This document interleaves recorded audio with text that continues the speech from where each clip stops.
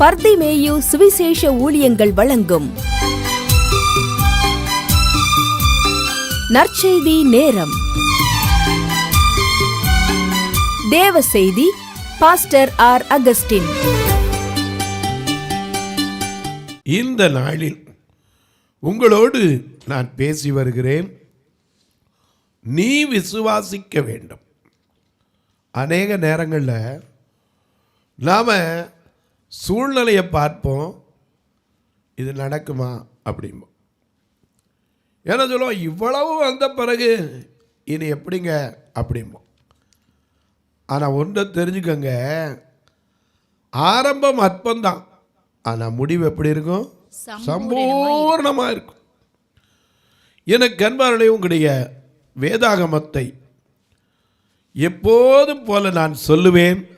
மறுபடியும் அடிப்படை இன்னும் ஒரு காரியத்துக்கு நீ விசுவாசிக்க வேண்டும் என்பதற்கு உங்களுக்கு இன்னும் ஒரு காரியத்தை சொல்ல போகிறேன். அதற்கு மறுபடியும் திருப்பிக் கொள்ளுங்கள்.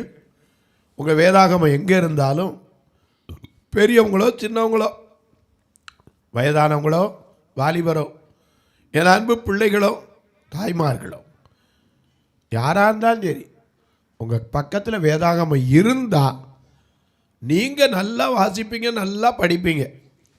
ஆனால் நான் சொன்ன சரியான்னு தெரியணுமா இல்லையா? ஏதோ கண்ணை மூடிட்டு அவர் சொல்கிறாரு அப்படின்னு சொல்லிடக்கூடாது. வேதத்தில் இருக்கா பாருங்க. ஏன்னா வள்ளுவர் நமக்கு சொன்னார், எப்பொருள் யார் யார் வாய் கேட்பினும் அப்பொருள் மெய்ப்பொருள் காண்பதுதான் அறிவு. ஆகையினால உங்கள் வேதாகமத்தை எடுத்து 2 ராஜாக்களின் புஸ்தகத்திலே 7வது அதிகாரத்திலே முதல் 2 வசனத்தை மறுபடியும் திருப்பி எல்லாரும் கையில் வைப்பீங்களா? அப்படி எல்லாரும் எடுத்த வரைக்கும் நீங்களும் நானும் பாடுவோமா?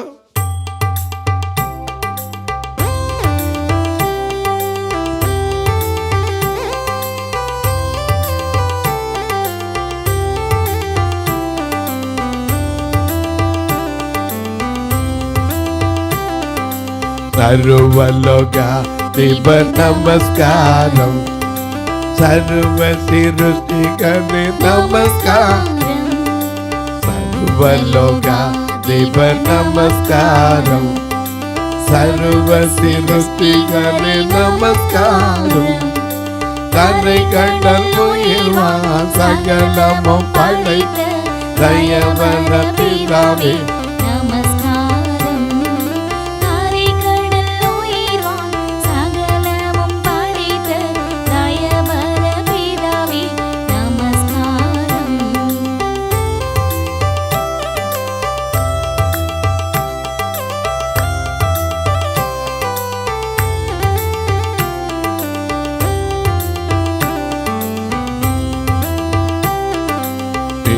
அவதாரா நமஸ்காரம், ஜகத்தின் ரட்சகனே நமஸ்காரம், அவதாரா நமஸ்காரம், ஜகத்தின் ரட்சகனே நமஸ்காரம்,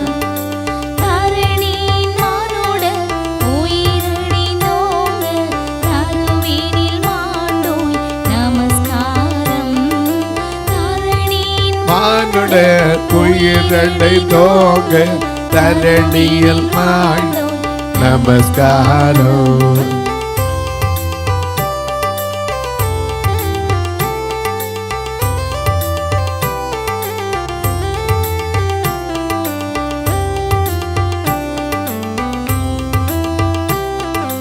பரிசுத்த ஆவியே நமஸ்காரம், பரம குருவே நமஸ்காரம், பரிசுத்த ஆவி நமஸ்காரம், பரம குருவே நமஸ்காரம், அருமையாடியார் அகத்தில் பசிக்கும் அரிய சுதேச நமஸ்காரம், அருவியால் அடியார் அகத்தில் பசிக்கும் அரிய சுதேச நமஸ்காரம்.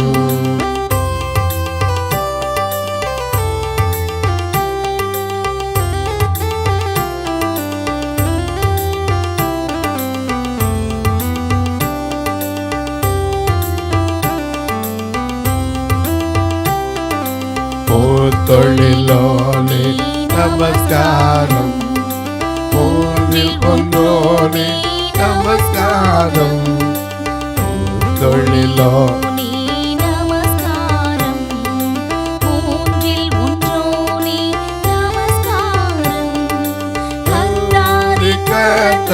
கருணை சமுத்திரம்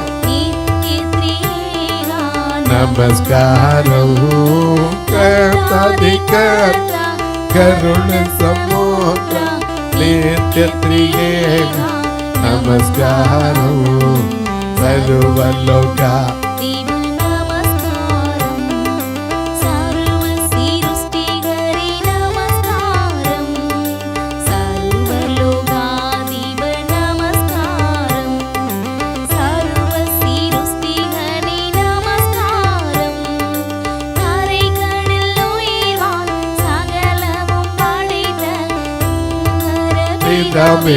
நமஸ்காரம், தரை கடல் உயிர்வான் சகலமும் படைத்த தயவர பிதாவே நமஸ்காரம். எல்லாம் எடுத்திருப்பீங்க. இப்போ வாசிக்க சொல்லட்டுமா? 2 ராஜாக்கள் 7ஆம் அதிகாரம் முதல் 2 வசனம். அப்பொழுது எலிசா, நல்ல கவனிங்க, இந்த வசனம் ஆரம்பிக்கும் போது எப்படி ஆரம்பிக்குது? அப்பொழுது. எப்பொழுது? கேள்விக்கு பதில் எங்க இருக்கு? 6ஆம் அதிகாரம் 24ஆம் வசனம். இதற்கு பின்பு. எதற்கு பின்பு? இப்படி கேட்டுக்கிட்டே போகலாம். ஆனால் தொடர்ச்சியா வேதத்தில் என்ன செய்யல? சில காரியங்களை எழுதி வச்சிருக்கார். இந்த 6ஆம் அதிகாரத்தில் ஐயா நீங்கள் அநேக காரியங்களை பார்க்கலாம். ஆனால் 24ஆம் வசனத்தில் ஒரு காரியம் நடக்குது. என்ன நடக்குது? ஐயா, ஒரு அரசன் படையெடுத்து வந்து சமாரியாவை முற்றுகை போட்டு விட்டான். அதனால தான் இங்கே ஆரம்பிக்குது. எலியா பல அற்புதங்களை செய்து வரதை அந்த வரிசையாக பார்க்குறோம்.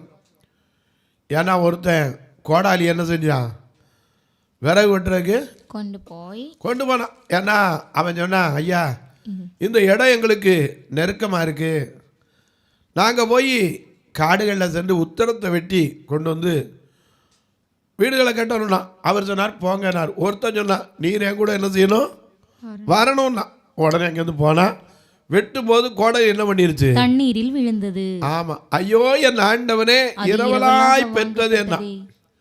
உடனே எலிசா எந்த இடத்துல ஓட்டன்னு கேட்டாரு. அந்த குறிப்பை காமிச்ச உடனே அதுல ஒரு குச்சியை தான் ஒடிச்சு போட்டார். அந்த இரும்பு என்ன செய்தது? மிதந்தது.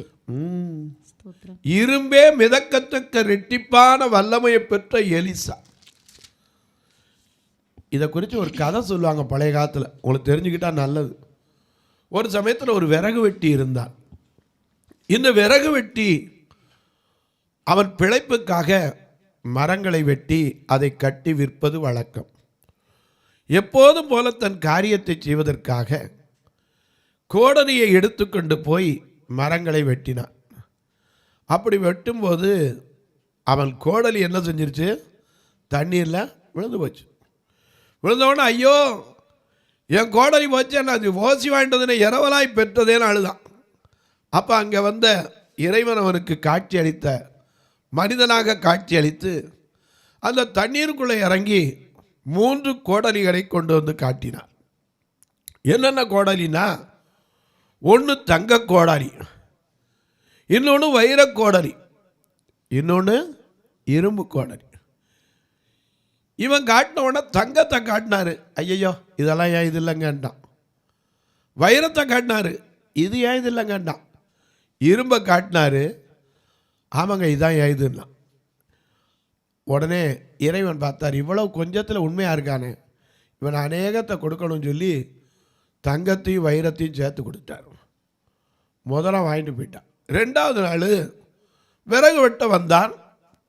அதே இரும்பு கோடலியை மட்டும் எடுத்து கொண்டு வந்தான். ஆனால் ஒரு காரியம் செஞ்சான், தன் மனைவியும் கூப்பிட்டு வந்தான். திடீர்னு அன்னைக்கு என்ன வேண்டாம், அவருடைய மனைவி தண்ணிக்குள்ளே விழுந்துட்டான். ஐயோ என் ஆண்டவனே, என் மனைவி நேற்று கோடரி எடுத்து கொடுத்தீங்களே, இன்னைக்கு இந்த பெண்ணு என் ஒய்ஃப் விழுந்துட்டாளேன்னா. அப்போ அவருக்கு தரிசனமாகி இவனுடைய உண்மையை சோதிப்பதற்காக இவர் உள்ளிருந்து ஒரு 18 வயது பெண்ணை அவன் கண்ணுக்கு காண்பித்தான். அவன் சொன்னான், இது இல்லைன்னா. உண்மைதான், கரெக்டாக தான் சொல்லியிருக்கான். அடுத்து ஒரு 22-25 வயதுக்குள்ளே இருக்க பெண்ணை காட்டினார். இது இல்லைங்க அப்படின்ட்டான். 3வது இவனுடைய மனைவியே தூக்கி காட்டினார். இவன் சொன்னா இதுவும் இல்லைங்கன்ட்டான். இறைவன் பார்த்தார், என்னடா அது 3ம் இல்லையா? ஓ ஒய்ஃப் இங்கே வந்து வந்தது இதானே? இல்லைங்க இது இல்லை, 3மே இது இல்லைன்ட்டான். இறைவன் கேட்டார், என்னடா நீ என்ன சொல்கிறன்னார். அவன் சொன்னா, நேற்று இப்படித்தான் தங்கத்தை காமிச்சிங்க, வைரத்தை காமிச்சிங்க, இரும்பை காமிச்சிங்க. நான் என் இது இரும்பு என் இதுதான் சொன்னேன், மற்றெல்லாம் என் இது இல்லைன்னு சொன்னேன். ஆனால் நீ 3ஐயும் வச்சுக்கன்னு கொடுத்துட்டீங்க. அது பரவாயில்ல, கோடலி, இதை 3ஐயும் கொண்டு போனால் நான் என்ன ஆகுறதுன்னு நான் ஏன் சொல்கிறேன்? இதை ஒரு கதையாக சொல்வார்கள். இங்கே இரும்பையும் மிதக்கச் செய்த அற்புதத்தை செய்த எலிசா. அதனால தான் இங்கே இதற்கு பின்பு 22 கொஞ்சம் வாசிங்க. அதற்கு அவன் நீர் வெட்ட வேண்டாம், நீர் உம்முடைய பட்டயத்தாலும் உம்முடைய வில்லினாலும் சிறையாக்கி கொண்டவர்களை வெட்டுகிறீரோ? இவர்கள் புசித்து குடித்து தங்கள் ஆண்டவனிடத்துக்கு போகும். ஏன்னா இவங்க பிடிக்க வந்தவங்க, எலிசா பிடிக்கிறக்கா வந்தவங்க. ஏன்னா ராஜாவுக்கு சந்தேகம் வந்து அந்த எலிசா பிடிச்சிட்டு நான் பேசுகிற காரியத்தெல்லாம் அங்கே சொல்லிடுறானேன்னா. இவர் வாங்கப்பா நான் உங்களை கூட்டிகிட்டு போகிறேன்னு கூப்பிட்டு போய் கண்மயக்கம் உண்டாக்கி எங்கே கூட்டி வந்துட்டார்? சமாரியாவை கூட்டி வந்துட்டார். அங்கே வந்து கண்ணு தந்தவொடனே இவர் ராஜா சொன்னோம், இவங்களெல்லாம் வெட்டிடுவா. யோ வெட்டுறாயா, வெட்டாவரை இவங்களுக்கெல்லாம் சாப்பாடு குடியான்னார். இவைகளெல்லாம் செய்த பின்பு இதற்கு பின்பு சீரியாவின் ராஜாவாகிய பெனாதாத் தன்னுடைய இராணுவத்தை எல்லாம் கூட்டிக் கொண்டு வந்து சமாரியாவை முற்றுகை போட்டான். ஏன்னா அந்த சமாரியாவை மறந்துடக்கூடாது. வேதத்தில் அநேக நேரம் சமாரியத்தை குறித்து வாசிக்கிறோம். நாம கூட என்ன செய்யறோம்? நல்ல சமாரியன் இயேசு என்னை தேடி தாரே, நல்ல சமாரியன் இயேசு என்னை தேடி வந்தாரே, என்னை கண்டாரே, அழைத்து கொண்டாரே, என்னை கண்டாரே, அழைத்து கொண்டாரே, நல்ல சமாரியன் இயேசு என்னை தேடி வந்தாரே.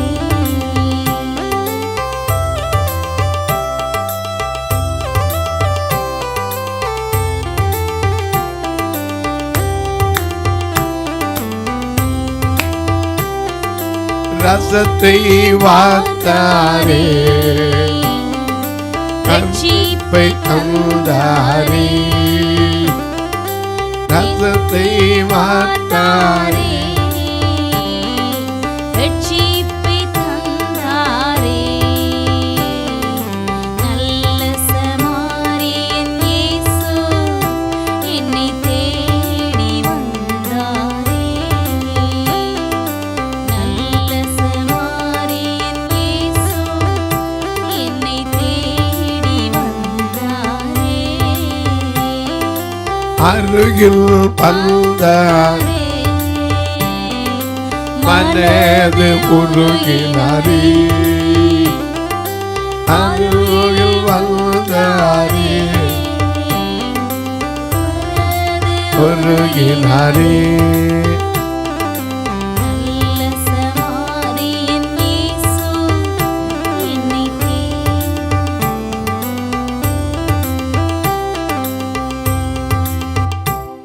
வேதத்தில் இந்த சமாரியா குறித்து பார்க்குறோம் அதிகமாக. யோவான் 4ஆம் அதிகாரத்திலேயே சமாரியா பெண்ணிடத்தில் தான் இயேசு பேசினார் இல்லையா? அந்த ஒரு பெண் போய் எத்தனையோ பேர் ரட்சிப்புக்குள்ளே நடத்துனதையும் பார்க்குறோம். சமாரியா, அதனால தான் சொன்னார், பரிசுத்த ஆவி உங்களிடத்தில் வரும்போது நீங்கள் பலனடைந்து யூதேயாவிலும் எருசலேமிலும் சமாரியாவிலும் என்ன செய்யணுமா? பூமியின் கடையாந்திரம் எங்கும் எனக்கு சாட்சிகளாய் இருப்பீர்கள் என்றார். ஏன்னா அந்த சமாரியா அற்புதத்தை கண்ட இடம்தான். ஏன்னா கண்ணை கட்டி வந்த அத்தனை பேரை கூட வெட்டவான்னு கேட்டபோது, யோ வெட்ட வேண்டாயா, அவங்களுக்கு சாப்பாடை போடு, அவங்க வீட்டுக்கு போட்டுனார். அப்படிப்பட்ட அந்த சமாதானம் நிறைந்த இடத்தை பெனாதாத் தன் இராணுவம் முழுவதையும் கூட்டிக் கொண்டு வந்து முற்றுகை போட்டு விட்டான். வாசிங்க. முற்றுகை போட்டு விட்டான். அதனால் சமாரியாவிலே கொடிய பஞ்சம் உண்டாயிற்று. நல்ல கவனிங்க. பஞ்சம் ஏன் வந்துச்சு? இராணுவம் வந்துருச்சு. இராணுவம் வந்துருச்சுன்னா இராணுவத்துக்கு செலவு இருக்கு. அது மட்டும் இல்லை, இந்த நாட்டில் ஏன் பஞ்சம் வச்சு? அங்கே தானே இராணுவம் வந்துச்சுன்னு கேட்பீங்க. வெளியே இருந்து யாரும் என்ன செய்ய முடியாது, உள்ளே வர முடியாது. உள்ளேருந்து யாரும் வெளியே போக முடியாது. எந்த மானியமும் இருக்காது.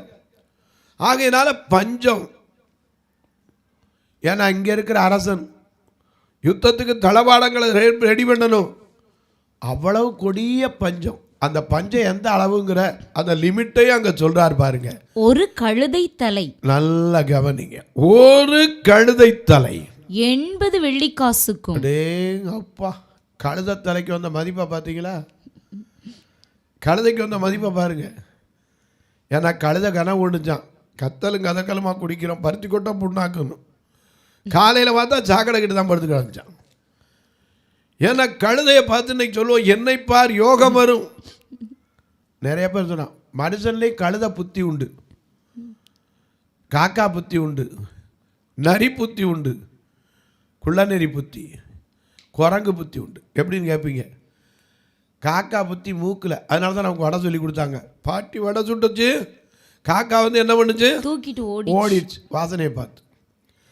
அடுத்தவளை நரி புத்தி என்னது? அண்ணே நீங்கள் நல்லா பாடுவீங்களாம்ல, என்ன ஒன்று கான்ன உடனே வடையை பிடிக்கிட்டு ஓடி போயிடுச்சு. நரி புத்தி. நம்மளை வாயை திறக்க வச்சு பிடிக்கிட்டு போகிற நரிகளும் உண்டு. அது மட்டும் இல்லை, குரங்கு புத்தி இருக்கா இல்லையா? எனக்கு என்பார்களே, இப்படி பலவிதமான புத்திகளும் இருக்கிறது. போகட்டும். இங்கே பார்க்கிறோம், இந்த சமாரியாவை முற்றுகை போட்டு பஞ்சம் அதிகரித்ததுனால ஒரு கழுதையினுடைய தலை 80 வெள்ளிக்காசும் புறாக்களுக்கு போடுகிற கார்படி பயர். படியில 4 பங்கு வச்சா என்னது? கால்படி. கால் அரை முக்கால் முழுசு. ஏன்னா நம்ம காலத்தில் அந்த காலத்தில் கூட ஒரு சினிமாக்காரன் கூட பண்ணால் பக்காப்படிக்கு முக்காப்படி அளக்குறான். இந்த பாழா போனவன் நம்மளை கண்டு முறைக்கிறான்னா. ஏன்னா பக்காப்படிக்கு அப்படி தலை தட்ட அளக்குறவங்களும் உண்டு படியில். இப்போ கிலோ வந்துருச்சு, அதுலேயும் எடை குறிப்பிடப்பட்டிருக்கு. எனக்கு அன்பானவர்களே, போகட்டும். இங்கே கார்படி பயிர் ஒரு படி கூட கிடையாது. இன்னைக்கு 1 கிலோங்கிறது அரையறைக்கு. அப்படி நீங்கள் அநேகர் பார்த்துருக்கலாம் அரிசியெல்லாம்.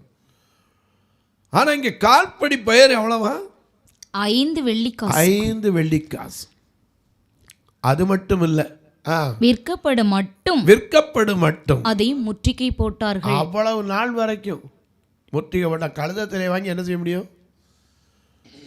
ஆட்டு தலையினாலும் வாட்டலாம், கோழி தலையினாலும் வாட்டலாம், கோழி காலை கூட வாட்டலாம். ஆனால் அந்த கழுதத்தலை எதுக்கு பிரயோஜனப்படுச்சுன்னு எனக்கு தெரியல.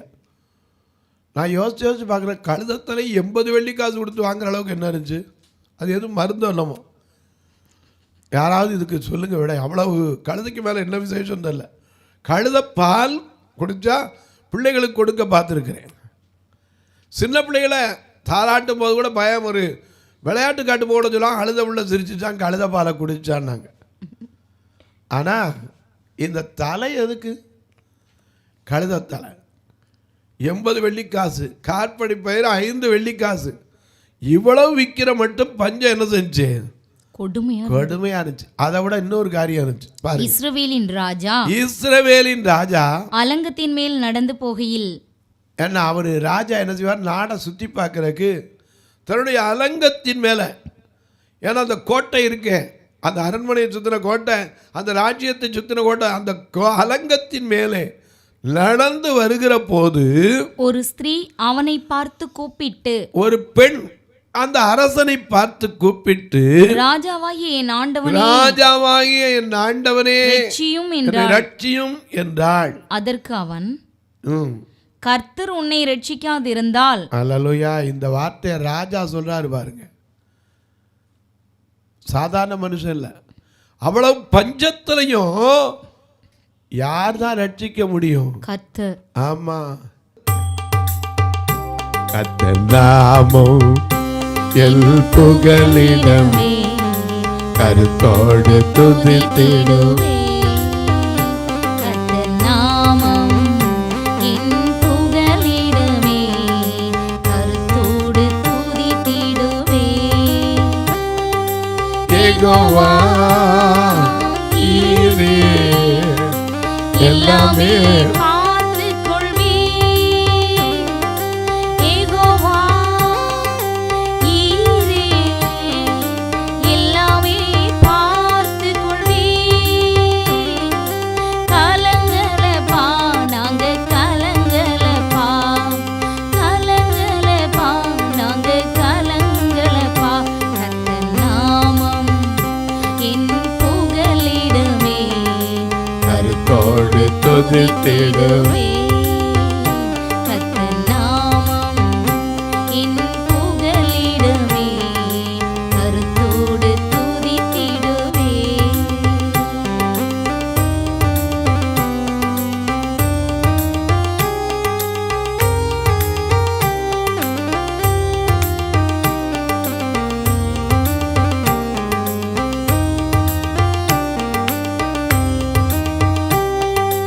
யெகோவா நிசியே என்னாலும் வெற்றி தருவே. யெகோவா நிசியே என்னாலும் வெற்றி தருவீர். ஸ்தோத்திரமே அப்பா ஸ்தோத்திரமே, ஸ்தோத்திரமே அப்பா ஸ்தோத்திரமே. கர்த்தர் நாமம் என் புகலிடமே, கருத்தோடு துதித்திடுவே. கர்த்தர் நாமம் எல் புகலிடமே, கருத்தோடு துதித்திடுவே. எனக்கு அன்பானவர்களே, ராஜா சொல்றாரு. பெண் கேட்கிறா, என் ஆண்டவனே. என் அந்த காலத்துல அரசன் ஆண்டவனுக்கு சமமா நின்ற காலம். என் ஆண்டவனை ரட்சினா, அவன் சொன்னா, கர்த்தருனை ரட்சித்தால் ஒழிய நான் எதிலிருந்து எடுத்து உன்னை ரட்சிக்கலாம்? அப்படி இருந்து திரும்ப கேட்கிற, ஆலையில் களஞ்சியத்தில் களஞ்சியத்தில் இருந்தா, ஆலையில் இருந்தா என்று சொல்லி, பின்ன நான் உனக்கு என்ன செய்யணும் அப்படின்னு கேட்டான். ஏன்னா ராஜாவாச்சில மக்களுடைய குறைய கேட்கணும்.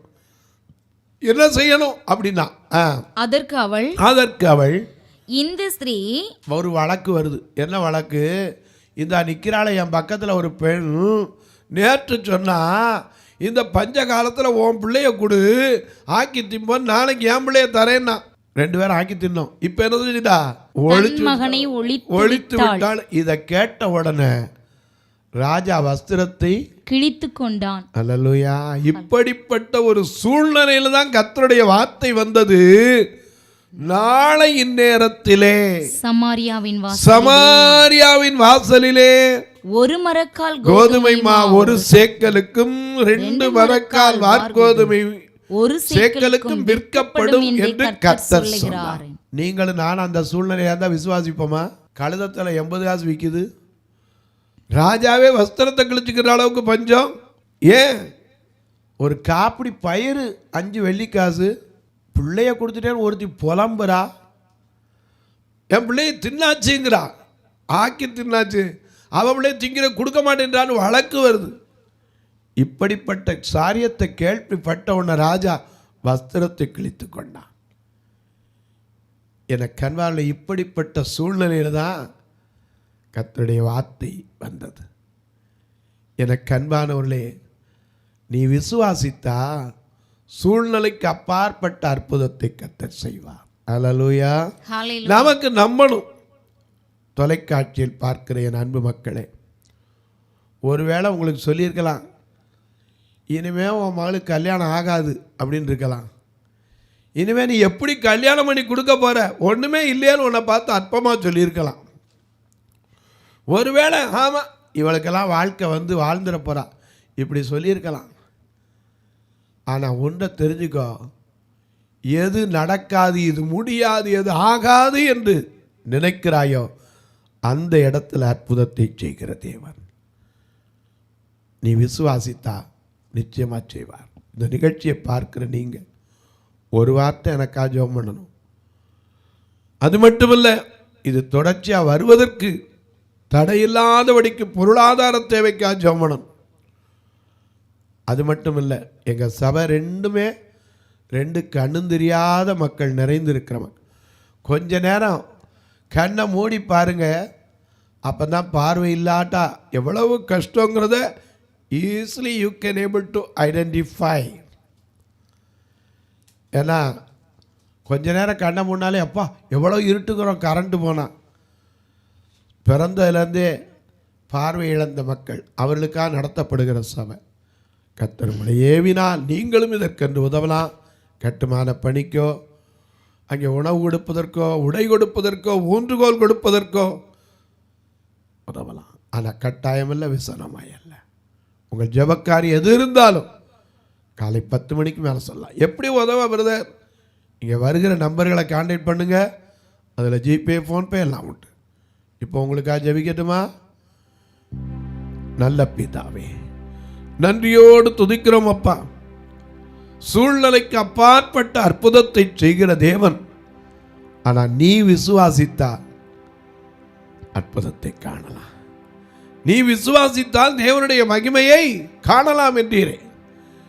யார் யார் எந்தெந்த நிலையிலே, எந்தெந்த இடத்துல, எந்தெந்த சூழ்நிலையிலே அற்புதம் எனக்கு நடக்குமான்னு கேள்வியோடு அமர்ந்திருக்கிற, படுத்திருக்கிற, காத்திருக்கிற, கண்ணீர் வடித்து கொண்டிருக்கிற, கலங்கி கொண்டிருக்கிற ஒவ்வொருவருக்கும் அற்புதத்தை செய், அதிசயங்களை காணச் செய். இயேசுவின் நாமத்தில் ஜெபிக்கிறேன் நல்ல பிதாவே, ஆமென்.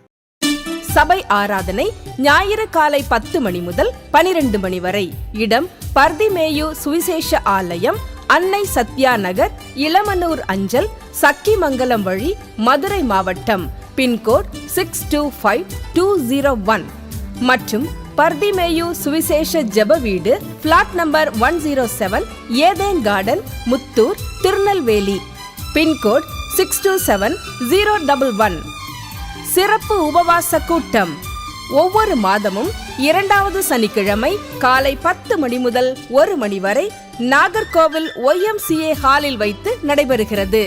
மற்றும் ஒவ்வொரு மாதமும் 4வது சனிக்கிழமை காலை 10 மணி முதல் 1 மணி வரை திருநெல்வேலி புதிய பேருந்து நிலையம் அருகில் உள்ள கிரேஸ் ஹாலில் வைத்து நடைபெறுகிறது. எங்கள் எல்லா ஆராதனைகளிலும் கலந்து கொண்டு தேவனை மகிமைப்படுத்த அன்பாய் அழைக்கிறோம்.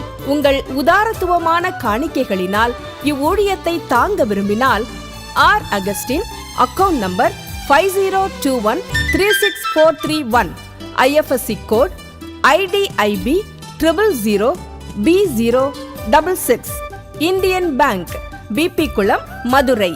ஜிபே நம்பர் 9842181917, BGM மினிஸ்ட்ரீஸ் மற்றும் 9442559772, பிளைண்ட் மினிஸ்ட்ரீஸ் அகஸ்டின்.